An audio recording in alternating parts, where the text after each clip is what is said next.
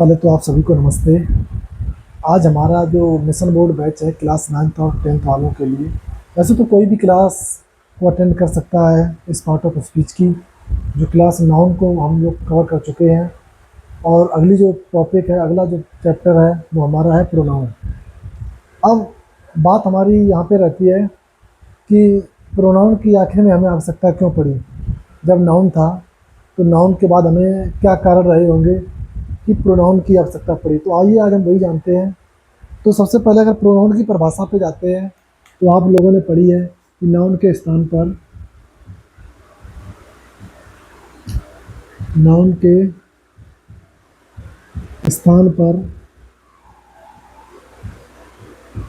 प्रयोग होने वाले शब्दों को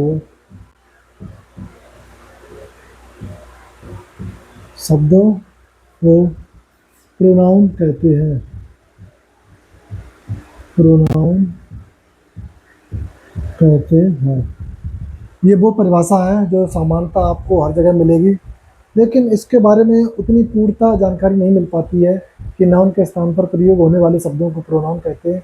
दूसरे तरीके की एक परिभाषा जो कहीं ना कहीं जब हम वाक्यों को पढ़ते हैं तो एक आइडिया लग जाता है, उसी आइडिया से हमने इस व्याख्या की है और प्रोनाउन की दूसरी परिभाषा निकाली है कि नाउन की बारंबारता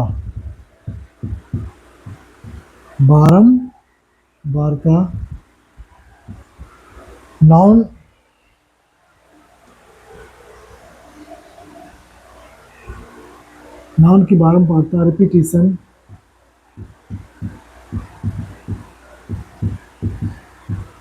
नाउन की बारंबारता यानी कि रिपीटिशन को रोकने के लिए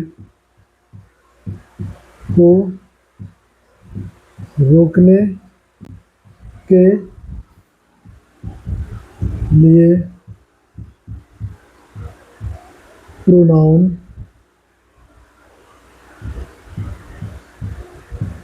का प्रयोग करते हैं।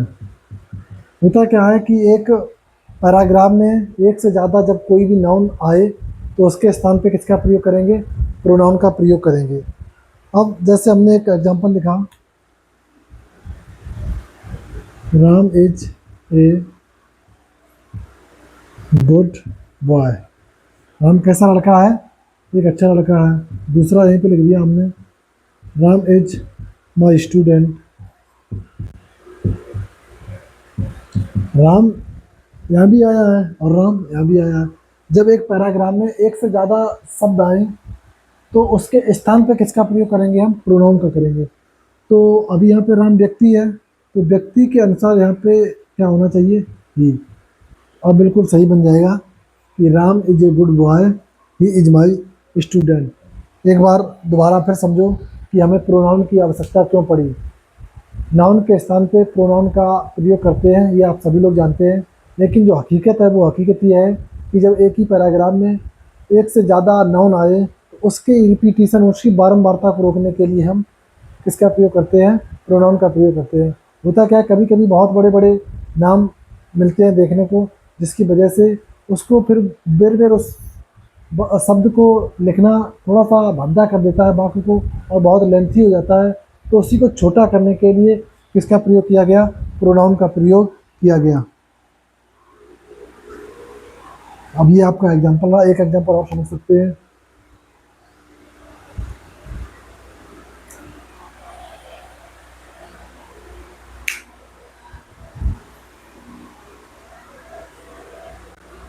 जैसे हम कहें Rajat Patidar. Rajat Patidar is a player. Rajat Patidar क्या है? एक खिलाड़ी है। तो अब एक खिलाड़ी है, कोई व्यक्ति है, तो व्यक्ति के लिए प्रोनाउन किसका प्रयोग करेंगे? ही का। अगर यहीं पे बार बार रजत पाटीदार लिखेंगे तो फिर वाक्य अच्छा नहीं लगेगा, तो उसको छोटा करने के लिए किसका प्रयोग करते हैं? प्रोनाउन का। तो ही इज द कैप्टन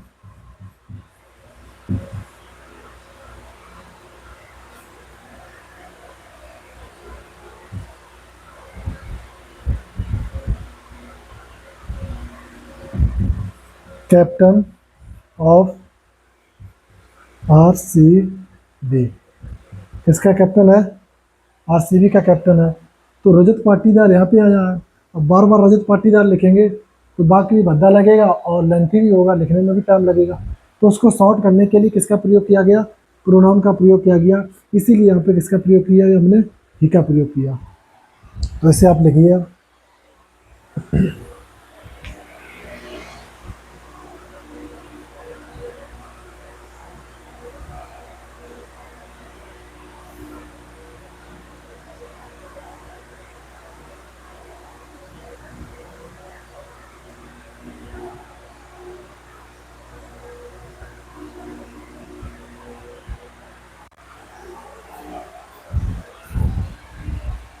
लिख लिया? चलो ठीक।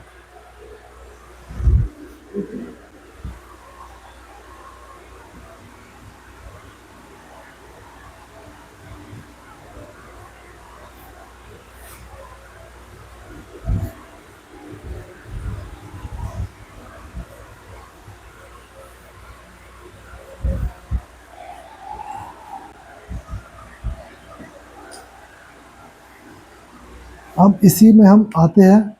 तो जो एक प्रोनाउन इसी का भाग होता है, प्रोनाउन के आप भाग लिख सकते हैं, हेडिंग लिख सकते हैं, types of pronoun. Types of pronoun, pronoun के प्रकार। तो नंबर एक आप समझ सकते हैं पर्सनल प्रोनाउन।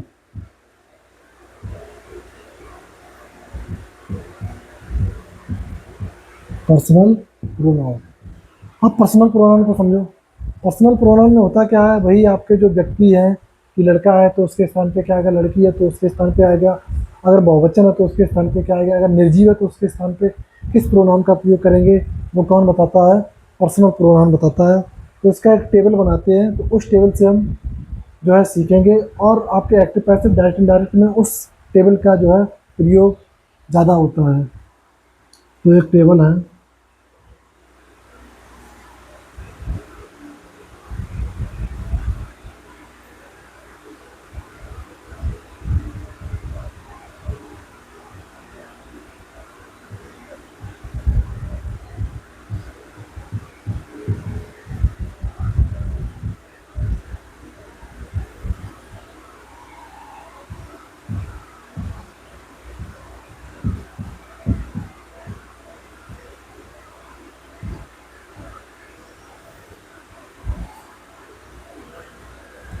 आप लोग हमारे साथ बनाना है, नहीं तो फिर टाइम कम मिलेगा आपको।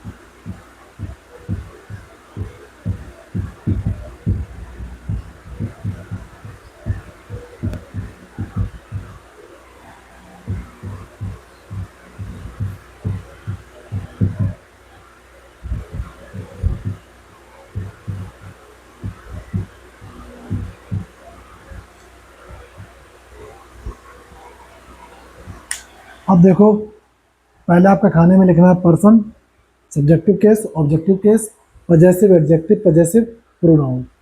तो सबसे पहले हम देखते हैं पर्सन है फर्स्ट। कौन सा पर्सन?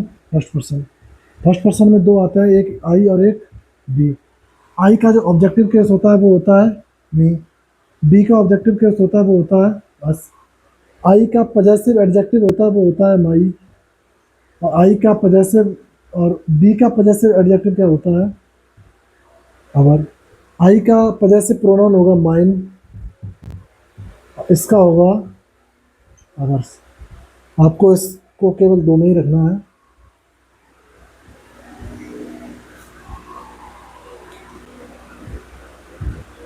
अब पर्सन है सेकंड। सेकंड पर्सन केवल एक होता है यू, जो बातें सुनता है वो क्या होता है, सेकंड पर्सन यानी कि लिसनर, यू। ऑब्जेक्टिव केस भी सेम ही रहता है। पॉजेसिव एडजेक्टिव है वो हो जाता है योर, इधर हो जाएगा योर्स।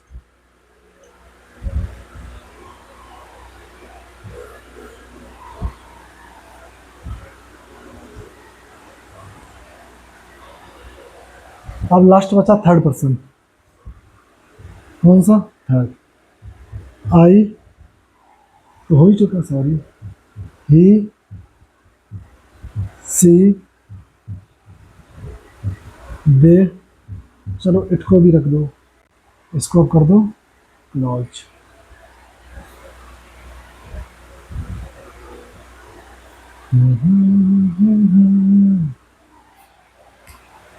ही का ऑब्जेक्टिव केस हिम, सी का ऑब्जेक्टिव केस हर, दे का ऑब्जेक्टिव केस देम, इट का ऑब्जेक्टिव केस इट। अब इधर ही हिम, इधर हो जाएगा हिज, इधर भी हो जाएगा हिज, इधर हो जाएगा हर, इधर हो जाएगा हर्स, इधर हो जाएगा देयर, इधर हो जाएगा देयर, इधर हो जाएगा इट्स, इधर हो जाएगा इट्स। जिस तरीके से हमें याद हो गई है उसी तरीके से आप लोगों को भी याद हो जाएगी, परेशान होने वाली कोई दिक्कत नहीं है। Subjective case, objective case, possessive adjective, possessive pronoun, इस तरीके को आपको लिखना है। 2 मिनट है, आप जल्दी से लिखिए।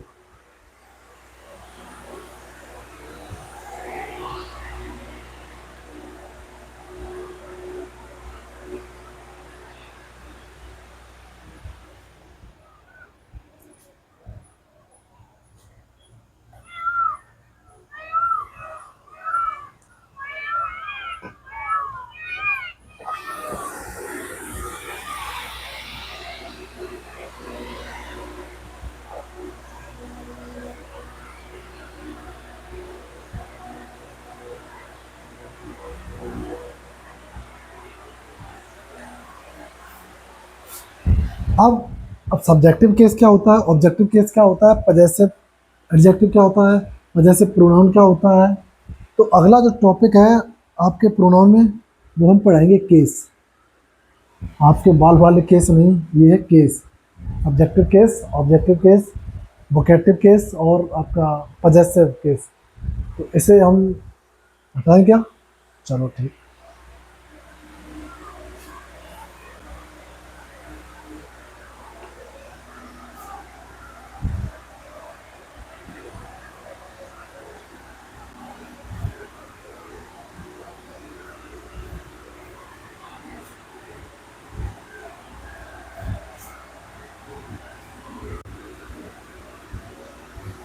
प्रोनाउन में ही जो है छोटा सा टॉपिक, आप नाउन में भी लोग पढ़ते हैं, पढ़ाते हैं, लेकिन आप यहाँ पे आगे तो यहीं पे पढ़ लो, कोई दिक्कत वाली बात नहीं है।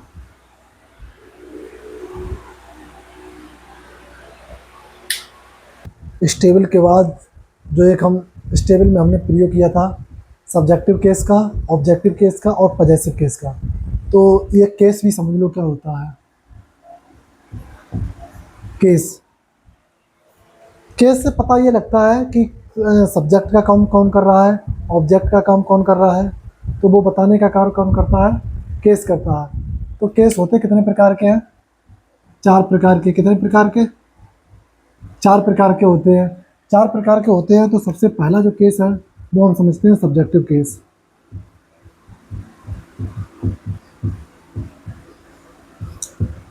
सब्जेक्टिव केस, सब्जेक्टिव केस को ऐसे समझ सकते हैं जो सब्जेक्ट का काम करे, जो सब्जेक्ट का काम करे। किसका काम करे, सब्जेक्ट का काम करे। अर्थात अर्थात किससे पहले आएगा, वर्ब से पहले आएगा। किससे पहले आएगा, वर्ब से पहले आएगा। एग्जांपल समझो,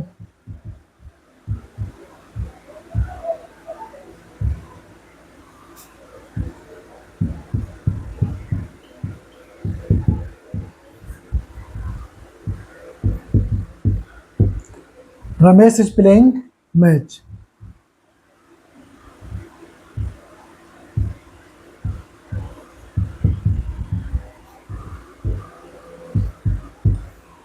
दूसरा example, he was reading book. तो ये शब्द आपकी क्या होगी, वर्ब होगी। वर्ब से पहले कौन से शब्द आए हैं, दो शब्द आए हैं, दो शब्द आए हैं, तो ये कौन सा केस हो गया, सब्जेक्टिव केस। क्योंकि किसका काम कर रहा, सब्जेक्ट का काम कर रहा। सब्जेक्ट का काम करने वाले शब्दों को सब्जेक्टिव केस कहते हैं। इसे नोट डाउन करो।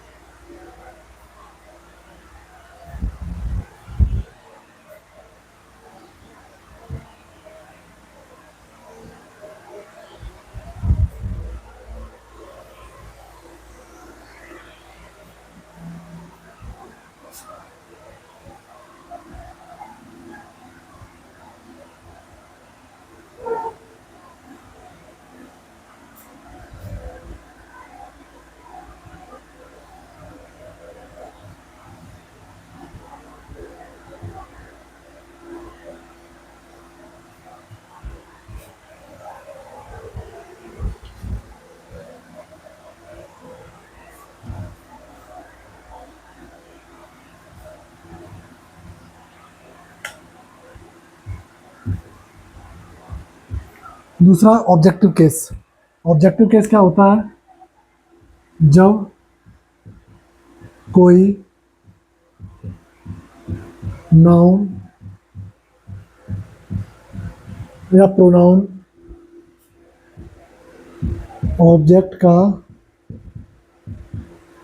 कार्य करे। जब कोई नाउन या प्रोनाउन किसका कार्य करे, ऑब्जेक्ट का कार्य करे, उसे हम ऑब्जेक्टिव केस कहते हैं। एग्जांपल समझो,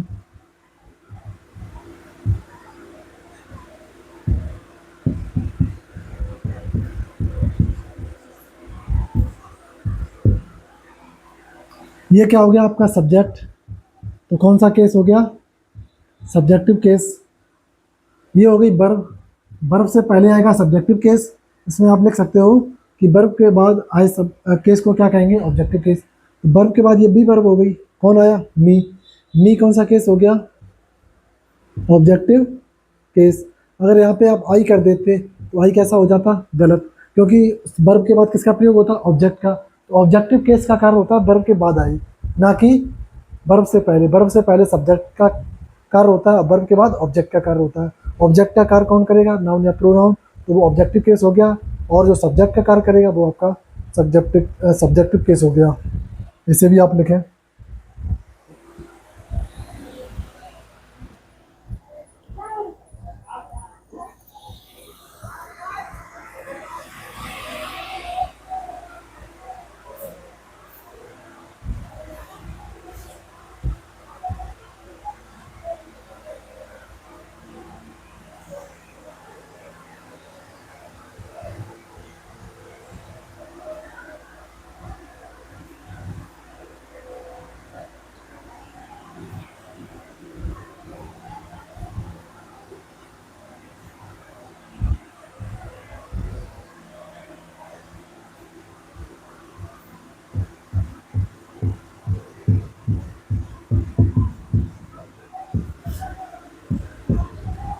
अगला है पजेसिव केस।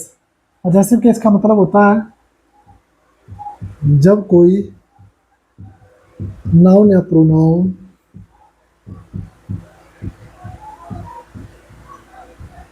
अधिकार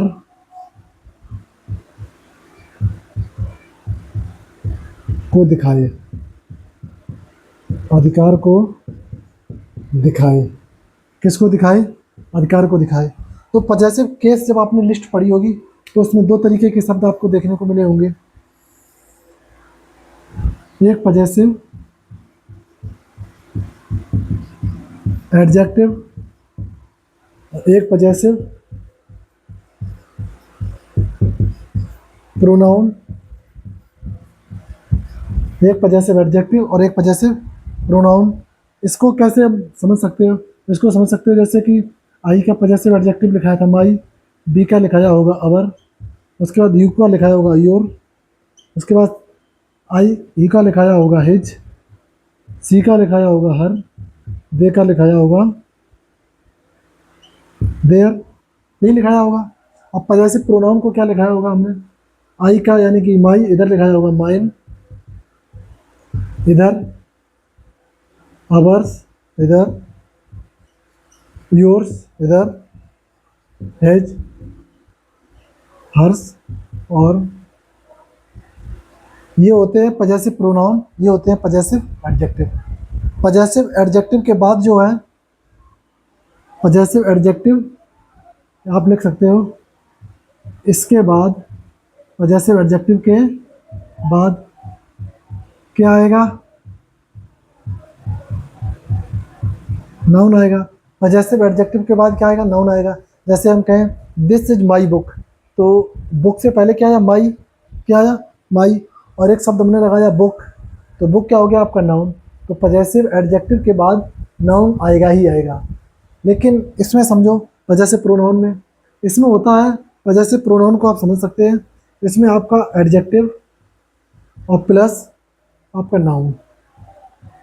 कौन सा एडजेक्टिव, पॉजेसिव एडजेक्टिव।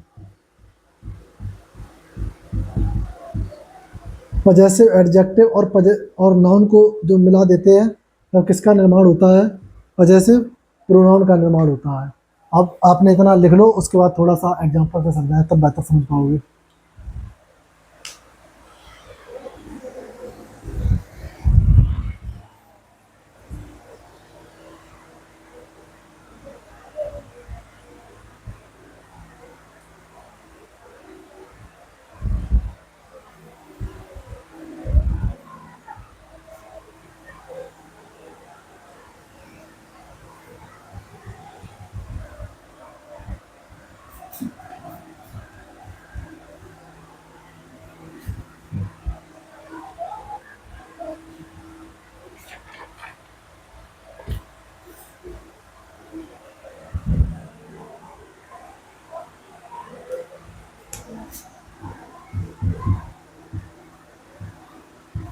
अच्छा दिखाई नहीं दे रहा लो यार।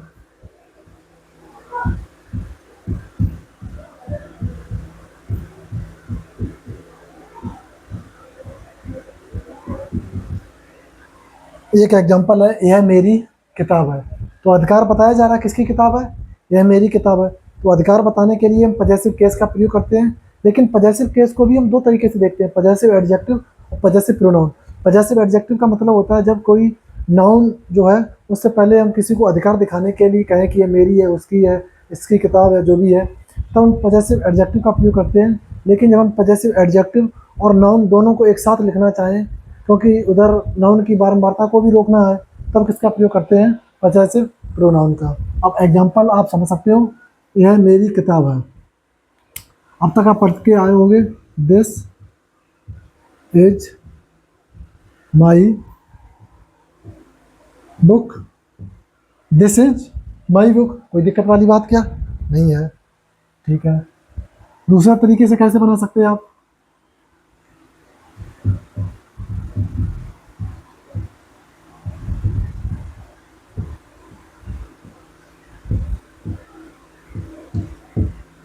This book is my book, this book is my book, दोनों का मतलब एक ही है। एक हिंदी एग्जाम्पल को दो तरीके से बना सकते हैं, this is my book, this book is mine. अब समझने की कोशिश करना, जो यहाँ पे दिस है वो आपका प्रोनाउन का कार्य कर रहा है, लेकिन यहाँ पे दिस के बाद क्या है, नाउन, तो ये किसका कार्य कर रहा है, एडजेक्टिव का कार्य कर रहा है। ये अभी हम बताएंगे आपको जब एडजेक्टिव पढ़ाएंगे। ये आ गई आपकी वर्ब, इससे भी कोई मतलब नहीं है। अब यहाँ पे लिखा था ये माई, क्या लिखा था, माई, माई के बाद क्या आया, नाउन, क्योंकि इसमें पूरे वाक्य में एक ही बार बुक आया है। यहाँ पे ये आपका पॉजेसिव एडजेक्टिव हो गया, पॉजेसिव एडजेक्टिव क्या हो गया, माई, लेकिन यहाँ पे अब दो बार नाउन बुक आया है, एक इधर बुक और एक इधर बुक। तो नाउन की बारंबारता को रोकने के लिए किसका प्रोनाउन प्रयोग करते हैं हम, किसका प्रयोग करते हैं, प्रोनाउन का। अब प्रोनाउन का करेंगे कैसे, अब यहाँ पे माई आया है, साथ में बुक भी आया है, तो पॉजेसिव एडजेक्टिव और नाउन एक साथ हम मिला के फिर इसका जो माई का पॉजेसिव प्रोनाउन है वो लाएंगे, वो क्या होता है फिर? माइन। ठीक, इधर बाकी ये वाला तो गलत ही हो जाएगा, कौन सा सही होगा? This book is mine, this book is mine. अब आप लिख सकते हैं।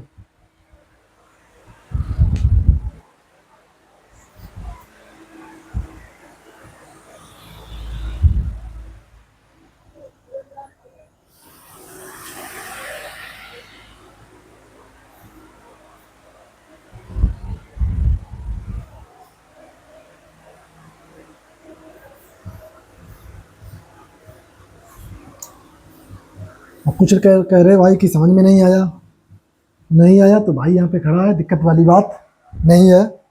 दूसरा एग्जांपल समझ लो, चलो वह कर लो।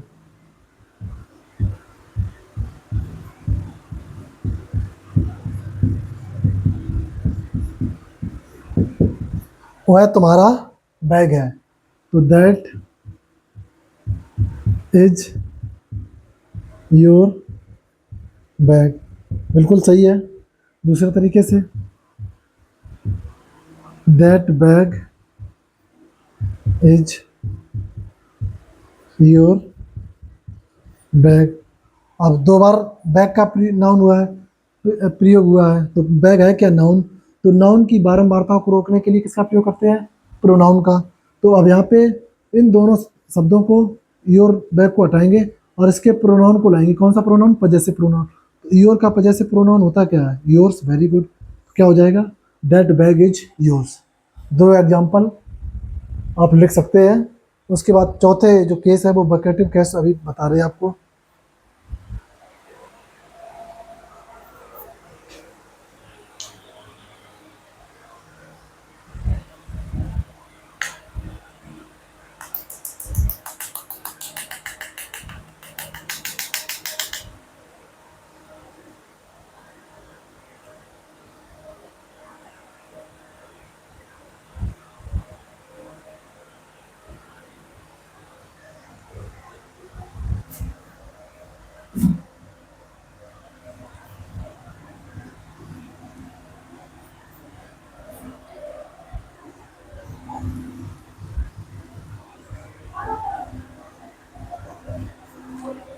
जब भी लगे कि सर जी ने जल्दी हटा दिया तो आप उस क्लास को रोक सकते हैं, पॉज कर सकते हैं, उसके बाद लिख लें, उसके बाद दोबारा स्टार्ट कर सकते हैं। अब नंबर 4 केस है वोकेटिव केस।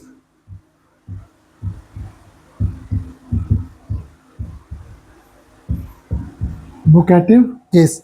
अब वोकेटिव केस का मतलब होता है किसी नाउन को, किसी नाउन को बुलाने के लिए, किसी नाउन को बुलाने या पुकारने के लिए, पुकारने के लिए। ठीक है, कोई दिक्कत वाली बात नहीं है। अब समझो, जैसे हम एक एग्जांपल लिख रहे हैं। अब देखो थोड़े से चिन्ह से क्या फर्क पड़ सकता है।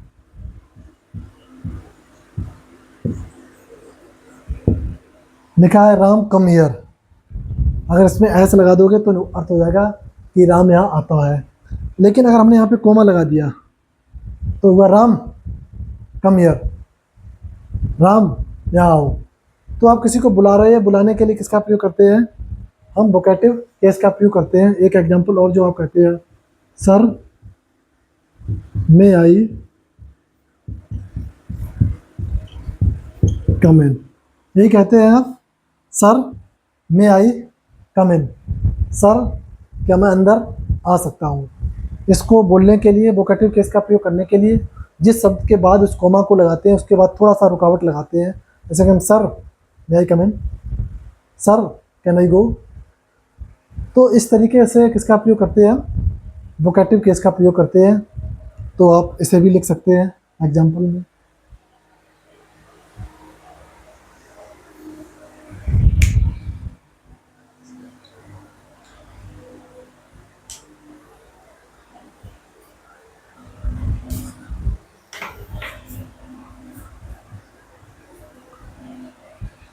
अब प्रोनाउन का दूसरा जो पार्ट है वो आएगा तो उसे आप मिस मत करना, क्योंकि उसमें बहुत सारी ऐसी चीज़ें हम पढ़ेंगे जो अब तक सिर्फ देखी हैं और हमने बेहतर तरीके से समझ नहीं पाए हैं कि ईच का प्रयोग क्यों करते हैं, कब होता है, आइदर नाइदर का प्रयोग, ईच अदर वन अनदर। उसके बाद सबसे बड़ा जो आपका टॉपिक हम कह सकते हैं प्रोनाउन में है इम्फेटिक प्रोनाउन और रिफ्लेक्सिव प्रोनाउन, क्योंकि देखने में दोनों जो शब्द हैं वो एक जैसे ही है। ठीक है, तो वो हम जो है जल्द ही उसको अगली वीडियो में हम कवर करेंगे। तो आज के लिए इतना ही, धन्यवाद।